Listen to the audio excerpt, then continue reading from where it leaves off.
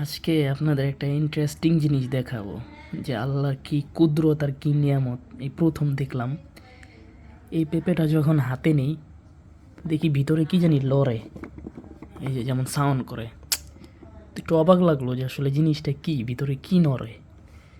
তো পেঁপেটা কাটলাম, কাটার পরে আপনাদের দেখাই পেঁপের ভিতরে আরেকটা ছোট পেঁপে। আসলে জিনিসটা খুবই অবাক লাগলো আর কি, যেটা কি পেঁপের ভিতর আর একটা ছোট পেঁপে। আল্লাহ পাকের নিয়ামত, এরকম কেউ দেখছেন কি না জানি না, আমি প্রথম দেখলাম, জিনিসটা অবাক লাগলো। এটাও কাটলাম, কাটার পরে দেখলাম যে আসলে ভিতরে কি, পরে শিওর হলাম যে আসলে এটাও পেঁপে, ওই যে ভিতরে বিচি দেখা যেতেছে। তো জিনিসটা খুব অদ্ভুত লাগলো আর কি।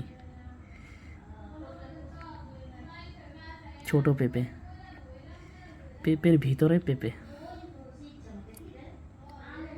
আল্লাহ পাকের কুদরত, মাশাআল্লাহ।